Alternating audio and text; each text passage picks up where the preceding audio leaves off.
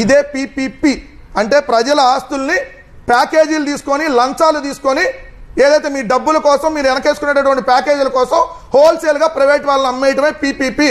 మచిలీపట్నం 64 ఎకరాలండి, ఏలూరు 25 ఎకరాల్లో ఉంది, రాజమండ్రి 33 ఎకరాలు, నంద్యాల 51 ఎకరాలు, పాడేరు 35 ఎకరాలు, పులివెందులు 50 ఎకరాలు, ఆదోన్ 60 ఎకరాలు, మదనపల్లి 99.4 ఎకరాలు అంటే 100 ఎకరాలు.